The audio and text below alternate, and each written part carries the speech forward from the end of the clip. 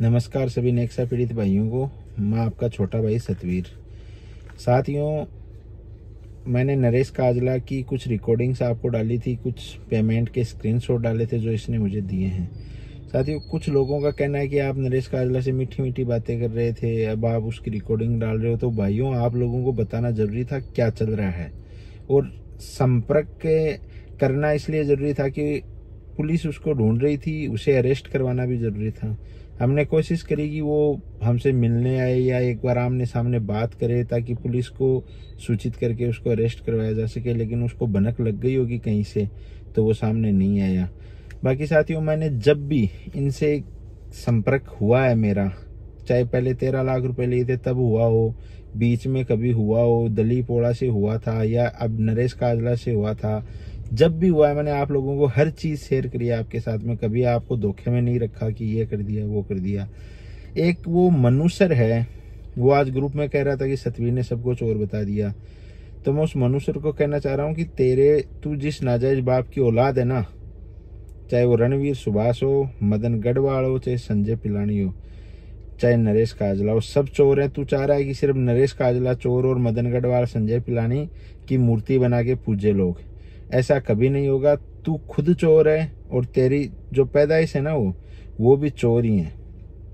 तुम लोगों में जरा भी शर्म नहीं है। तुम 100-200 रुपए की डीएलसी के चक्कर में तू लोगों को भ्रमित कर रहा है। रही बात सामने की, तो तू अगर असली मर्द है ना तो तू सामने आके बात कर। तेरी साइज के जूते पहनता हूं मैं मनुसर, तो तू भौंकना बंद कर, जिधर रोटी मिले उधर जाना बंद कर, सामने रह, मर्द के जैसे लड़, अपने हक के लिए लड़। और पैसा कोई माई बाप नहीं होता है, पैसा आज है कल नहीं है। और पैसा कोई ईमानदारी से पेट भरेगा, ये करने से पेट नहीं भरेगा ना। ये चोर तेरे को कभी कुछ देंगे ये करने से। तू दलाली करता हुआ रह जाएगा, इनके लिए भोगता हुआ रह जाएगा। बाकी तुझे मिलना कुछ नहीं है, ये मान लेना। तू ग्रुपों में लोगों को डीएलसी के लिए प्रेरित कर रहा है, जमीन ले लो ये ले लो, वो बाहर आएंगे। तेरे बाप कभी बाहर नहीं आएंगे मनुसर। तेरे मदन गढ़वाल संजय पिलानी को बता देना, ना आने देंगे हम, ना आएंगे। और रही बात जमीनों की, तो हम उस हर एक चीज पे स्टे लेके आऊंगा मैं जो इसके पास है, जब तक मैं जिंदा हूं। और तुम में दम नहीं है कि तुम मुझे मार सको, क्योंकि तुम्हारे बाप ने भी कोशिश कर ली। पहले तुम लोग अरेस्ट करवाने की कोशिश कर रहे थे, आज तुम कह रहे हो कि हम ये कर देंगे वो कर देंगे। तुम लोगों से कुछ होना जाना नहीं है। तुम लोग ताड़ी बजा सकते हो, लोगों को लूट सकते हो, बस इतना ही दम है तुम में।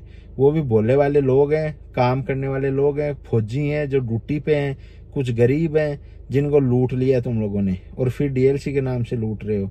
तो शर्म करो या डूब के मर जाओ हरामजादो, क्योंकि तुम लोग इतने बेशरम हो कि तुम लाचार और गरीबों को लूट रहे हो, तुम मजबूर लोगों को लूट रहे हो, तुम उन फौजियों को लूट रहे हो जो अपने दिन रात 20-20, 30-30 साल अपने परिवार से दूर रह के जिन्होंने नौकरी करी है उनको लूट रहे हो तुम।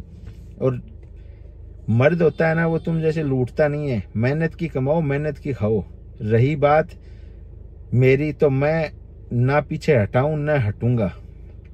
जिस दिन तुम जैसे मैं इन लोगों की तारीफ करने लग जाऊं ना, या जमीन का गुणगान गाने लग जाऊं कि जमीन ले लो, उस दिन समझ लेना कि मैं भी बिक गया।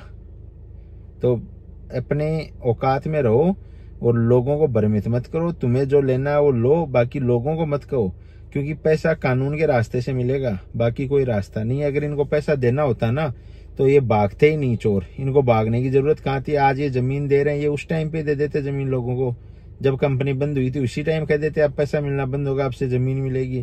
तो लोगों को भ्रमित मत करो।